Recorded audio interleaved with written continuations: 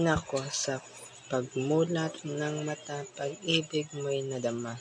Sa iyong kamay ay nahiwalay ang kahati ng iyong buhay.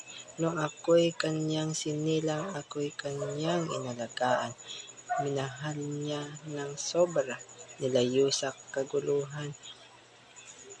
Ikaw ang naging unang kakampi, ang naniniwala sa aking sarili, aking takbuhan pag nagagapi.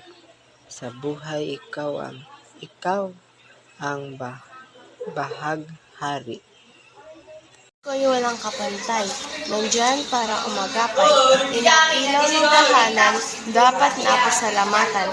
Minsan lamang nagagalit, kahit na kami makulit. Di kami pinapabayaan, kahit kami may kasalanan. Ika'y aming naging gabay sa kahit anumang bagay. Salamat sa pagtsatsaga at sa iyong pag-alaga.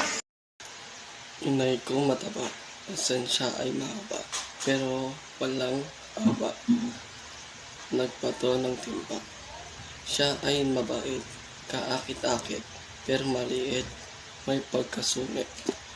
Siya ay nakisama, palaging tama, sa aming bangka na nakakatuwa.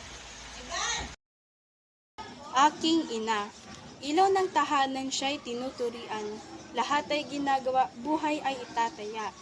Aking inang maalaga, marunong magpahalaga, sobra niyang maaruga, lubos kaming pinagpala. Pasasalamat ko ay alay dahil siya ang aking gabay, kapalit man nito'y pagbubuwis buhay.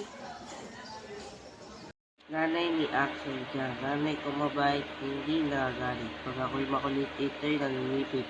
Nanay ko maganda, mabilis, maglaba, magaling magdada. Mahaba ang baba, nanay ko matulungin, maraming tumingin, kulay, puti ang ngipin, maganda ang paningin.